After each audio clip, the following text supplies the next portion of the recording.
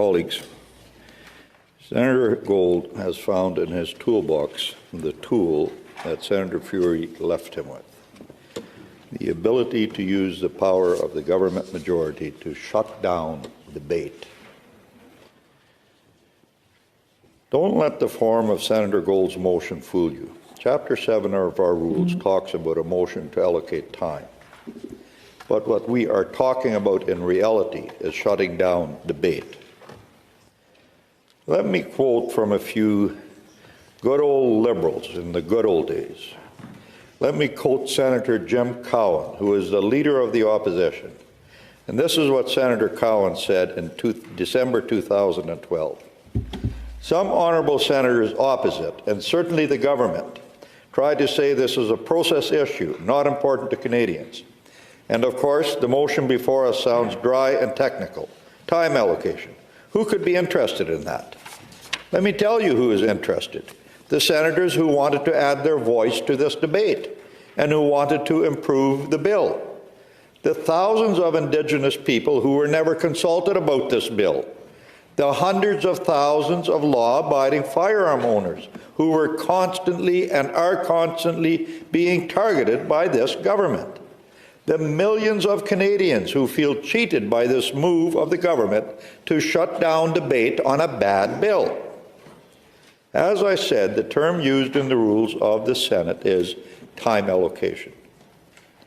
Since I have been here a few years, I try to remember the synonyms that were used over the years by our Liberal colleagues who were then in opposition.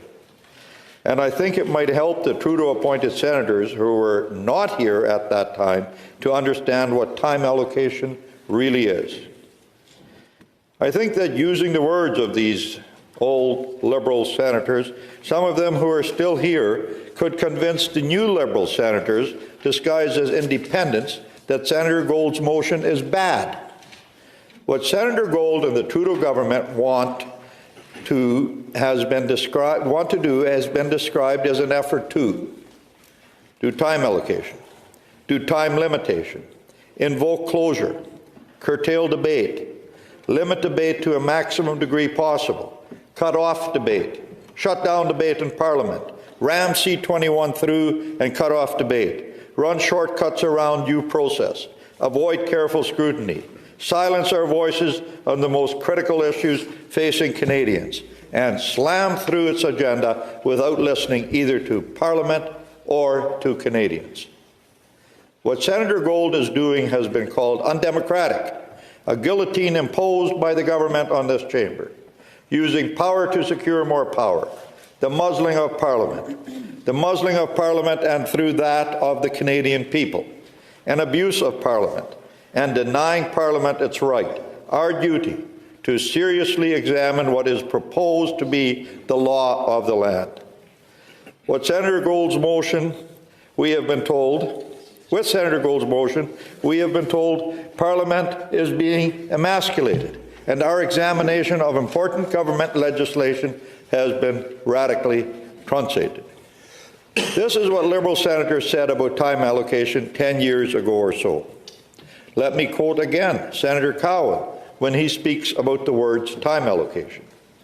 They are words used to stop debate, to kill it outright, to prevent each one of us from asking questions about the very important and complicated bill before us, to stop us from looking too closely at this government's plans for our country. To look closely is, of course, our job. It is what Canadians expect us to do, what we are paid to do, what we are summoned here to do. The use of time allocation by a leader of the government that is neither leader nor a member of the government caucus was a departing gift to the government from our former Speaker, Speaker Furey. And you all know that I have and always have had great respect for a former Speaker. One thing I will, however, remember is the level of creativity and the novelty he could bring in his April 25th decision. There are those who apply rules and those who rewrite rules. The Liberal Party of Canada is the governing party. Senator Gold is not a member of the Liberal Party. He admitted so. Swears it up and down. No matter the facts, we are told to imagine that Senator Gold is the leader of a theoretical governing party. He is when it's convenient. A party that exists only for the purpose of giving Senator Gold the ability to shut down debate.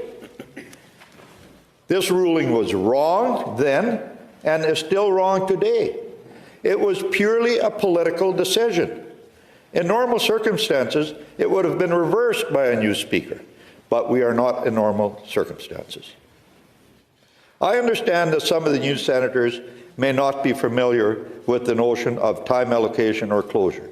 You have to know, colleagues, that this place functioned for 124 years without any form of limitation on debate.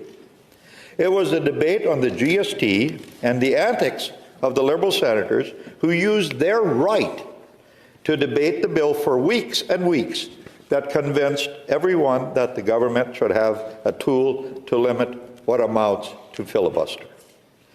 The overuse by Liberals of their privilege to unlimited debate was studied by the Rules Committee, which came up with what now is Chapter 7 of our rules.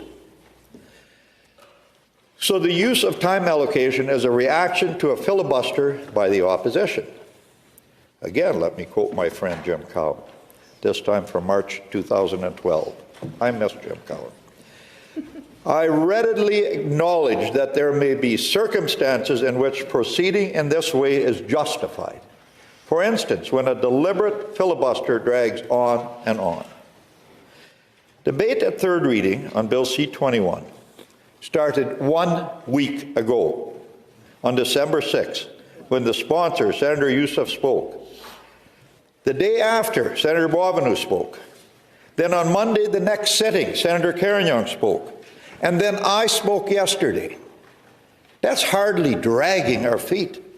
Senator Gold then, immediately after I spoke yesterday.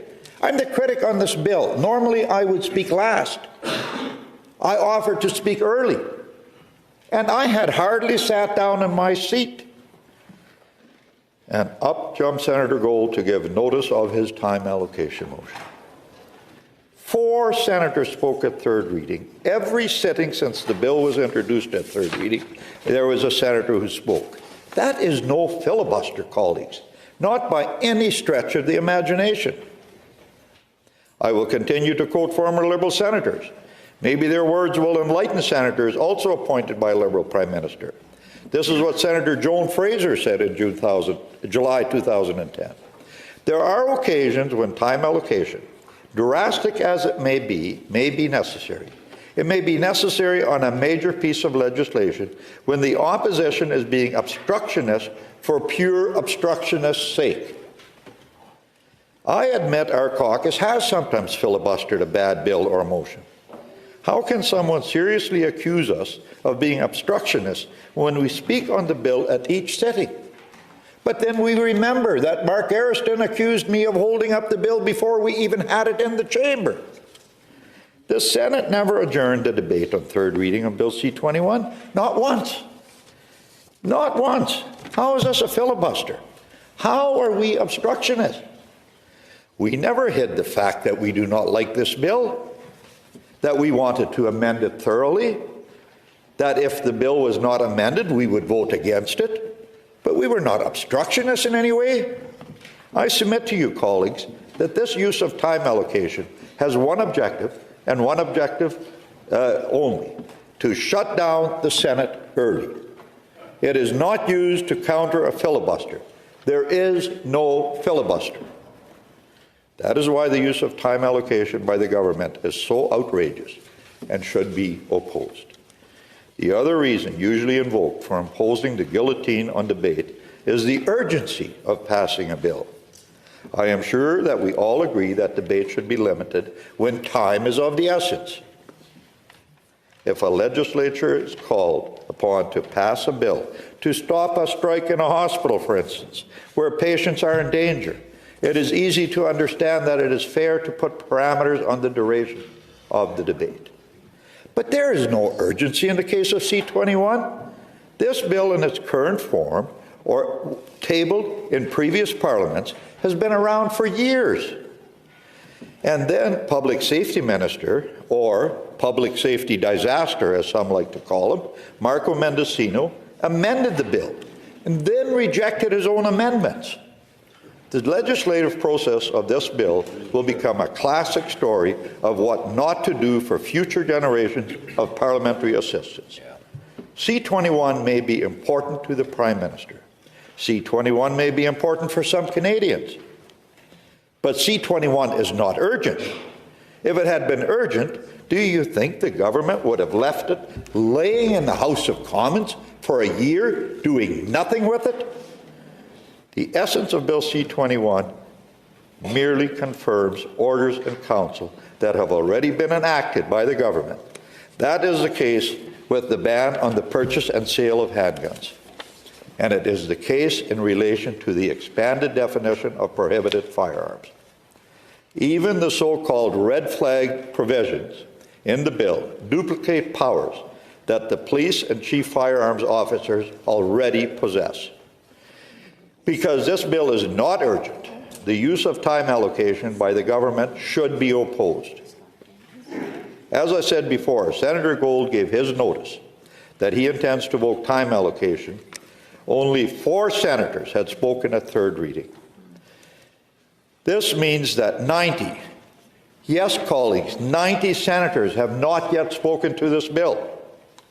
With only 6 hours of debate left, that means that at least 66 senators will be deprived of their right to speak. With this motion, Senator Gold is telling at least 66 of his colleagues that the government has absolutely no interest in listening to what they have to say. As the then Deputy Leader of the Opposition, Senator Claudie Tardif said in 2012, I find it hard to believe that members of this government, who proudly boast that they defend freedom of expression, would use any means available to them to limit opposition senators' right to speak. I have a question for the Trudeau-appointed senators who are ready to give Senator Gold the hammer to shut down debate on C-21. When the Prime Minister called you to announce your appointment to the Senate of Canada, did he tell you that on the whim of the government leader, you would have to hold your nose and shut down debate after 4 days of debate on a bill? Did he mention that he would gladly use the good old tools of the past to silence the opposition?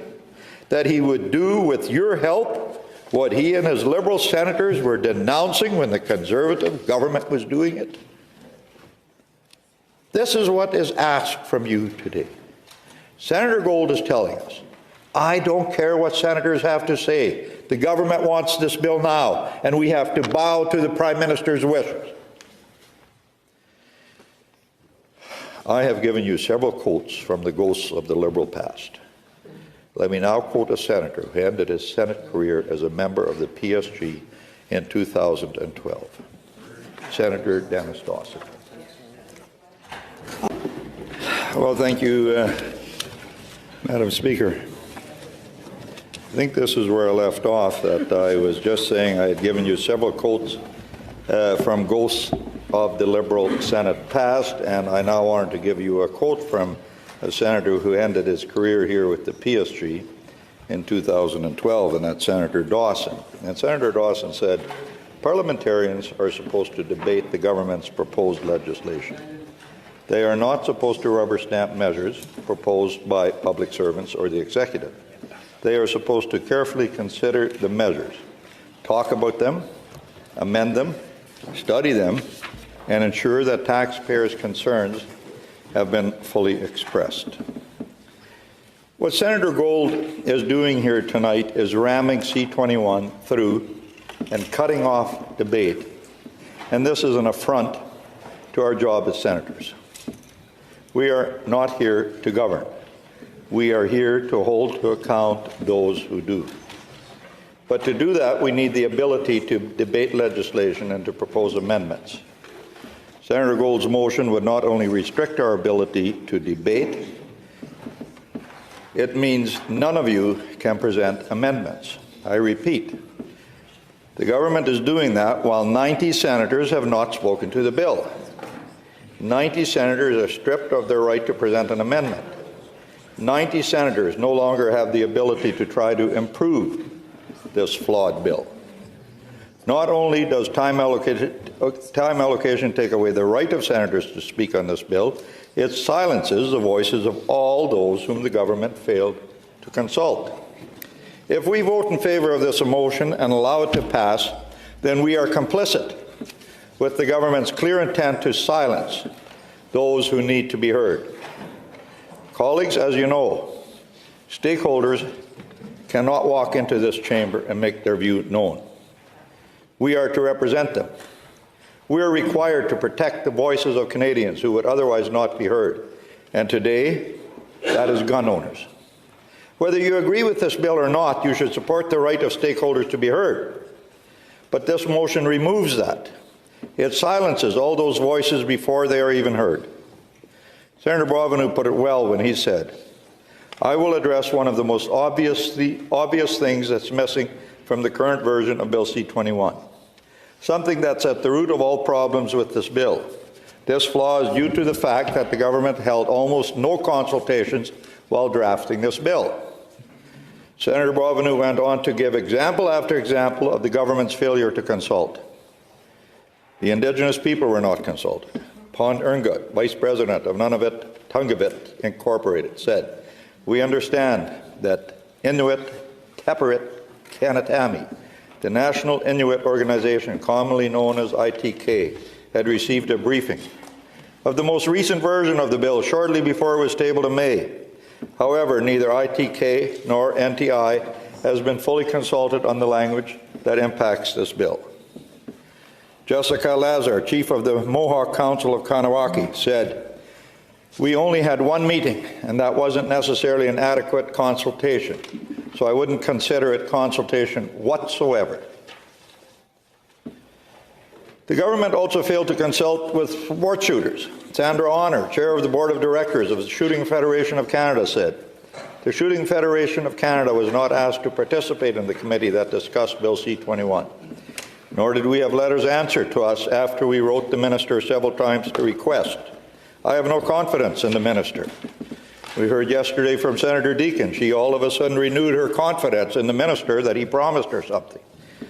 He promised us that he had consulted. Gilbert White, chairperson of the Saskatchewan Wildlife Federation recreational firearm community, said the Saskatchewan Wildlife Federation was not consulted. When asked if his organization had been consulted, Doug Chazon, executive director of Fur Institute of Canada, said, "No, we were not." Colleagues, the list goes on. The views of Canadians impacted by this legislation were not sought, and when they spoke up to say no, they were shut out. By cutting off debate, we are silencing them once again. Let me quote once again the then leader of the opposition at the time, the member of Justin Trudeau Liberal Caucus, Jim Cowan, in March of 2012. "We know that this bill is contentious. We have all received hundreds of emails and other communications from very concerned Canadians asking us, pleading us to reflect carefully on the proposals in this bill. How insulting to these people to then invoke closure, to shut down debate, to limit it to the maximum degree possible, and to do so immediately." Colleagues, you have no idea of how many emails we have received asking us to do exactly the same thing. This applies perfectly here with Bill C-21. In 2016, we heard over and over how Trudeau senators are independent. And yet their voting record, 96% of the time with the government, but they are independent. They sponsor government legislation, but they are independent. The vote on this motion will be another test of this independence. We have to remember, colleagues, that debate is not simply trying to convince one another to vote a certain way. Debate is part of a process of ensuring that before we make a final decision on a bill, that we have fully considered the issue, that we have taken the time to listen and consider all voices on the issue, not just those that agree with us. The government has not done that, and now through this motion, the government wants to prevent us from doing that. That is unfortunate. The Senate of Canada serves an integral component of the nation's legislative process, with one of its key roles being the representative of marginalized, underrepresented voices. This function is crucial in ensuring a comprehensive and inclusive approach to governance. The Senate acts as a platform where interests and concerns of minority groups, individuals in remote or less populated regions, and those whose voices are often overlooked in the political arena are brought to the forefront. The importance of this role cannot be overstated. In a diverse country like Canada, there are a myriad of perspectives and issues that may not always find adequate representation in the more politically driven House of Commons. The Senate's mandate to listen and give voice to these less heard segments of the population is a cornerstone of its existence. The process of consultation is vital in this context. The Senate's effectiveness in representing these groups hinges on its ability to actively engage with them, understand their concerns, and reflect these in the legislative process. Through consultations, the Senate gathers insights and viewpoints that are essential in crafting laws and policies that are equitable and inclusive. Believe it or not, colleagues, this role of the Senate of Canada becomes particularly significant in the context of debates like gun control, where diverse viewpoints need to be heard and considered. Gun control is a contentious issue in Canada, encompassing a wide range of perspectives from public safety concerns to the rights of gun owners. While the primary focus often lies on enhancing public safety and reducing gun violence, it is essential to recognize that lawful gun owners also represent a significant segment of the Canadian populace. These individuals include hunters, sport shooters, and rural residents for whom firearms are part of their lifestyle and culture. Whether you agree with them or not, the Senate's role in representing gun owners is vital by ensuring that their voices and concerns are heard in the legislative process. The Senate contributes to a more balanced and comprehensive discussion. This motion to cut off debate strikes to the core of the Senate's role to represent the voices of the unheard. This is regrettable, colleagues. We should not approve this. And let me just reflect for a few moments. I think I have a few moments left. You know, the fact that we got this bill as late as we did is not our fault. It's the government's fault. They didn't give us the opportunity. We are going to receive a few more bills this week. We don't know when because the government leader doesn't know when. Today in the other place, we are waiting for a bill right in this chamber, the Ukraine-Canada Free Trade Agreement, that we don't have. Our government leader says we have to pass that before we go home for Christmas. We don't have the bill. Today, when the government had the opportunity to present that bill, what did they do? They called C-58, the scab workers legislation, to send it to committee, to sit at committee till February when they come back and do nothing, instead of bringing C-57, the Ukraine-Canada Free Trade Agreement, to the forefront so we could have it. What's going to happen at the end of the week when we receive that bill and we want to do proper debate and we want to send it to committee? We're going to have the government leader say, no, we're out of here next week, Wednesday, and I'm going to do time allocation. He's going to come in here. I spoke to the leader of the opposition, and I told him I was doing time allocation. Not I consulted, I told him I was going to do time allocation. These people over in the other place, this government can't organize a two-car parade over there, and then they send this to us on their way out the door, which is what's going to happen, colleagues. They're going for Christmas on Friday. Trust me. And they're going to send it on the way out the door. Senate, deal with it. Government leader is going to say, we're not going home until we deal with it. Can you give me leave? I have a feeling my friends over in the far corner, where they're hard to recognize some days, are going to say, no, we're not giving leave. So there we are. I would give leave, I know that, but they won't. So there we are. We're going to have to be here. And then we're going to have time allocation. And we're going to cut off debate. And Canadians won't have the right. Colleagues, we heard earlier today when this bill came to us, and let me just refresh your memory on when we got this bill. On June 21st, received the bill on May 18th. Senator Youssef spoke May 31st. I spoke June 21st, 3 weeks later. There was, I think, 8 speakers in between. First committee meeting on October 4th. Of course, June 21st, we went home for summer break. October 4th, we came back. Consideration of a draft agenda. We went through the committee meetings as per agreed with the entire committee. We weren't holding anything up. Yeah, we presented amendments, but we had all the committee meetings. We decided December 4th, I think was the date that we agreed. The 5th is when it was brought into the chamber for the report. Senator Youssef spoke the 6th. And here we are, the 15th. I spoke yesterday. And like I say, I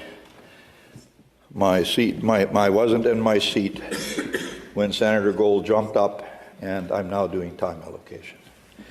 Cutting off every opportunity. I am beside myself with trying to work with this government to try to pass legislation, or move legislation forward, not pass legislation, but move legislation forward, that the people in the other place cannot organize. They can't get us legislation. This bill languished in the other place for a year, colleagues, for a year. This is not a money bill. Nobody's going to go hungry at Christmas time if this bill isn't passed.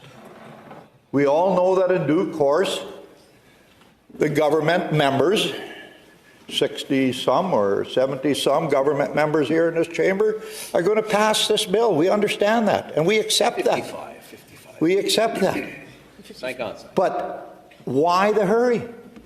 What's going to happen if we come back February 5th and we continue another couple of weeks of debate on this bill? The government can do everything through regulation. They're already doing it. They can continue to do all of it through regulation, but no, we're being forced. We're being told, cut off debate. And then the leader says, we have done thorough debate. How is that thorough debate? I think there are four speakers tonight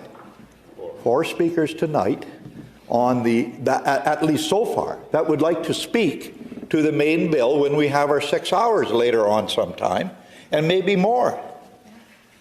But they have to do it tonight because debate has been cut off. So now they have to get their comments on record. It's just unfair, and this has happened before. As Senator Gold said, this is the second time in this particular government's history here that they have done time allocation. The last one was done with no consultation with the opposition, none.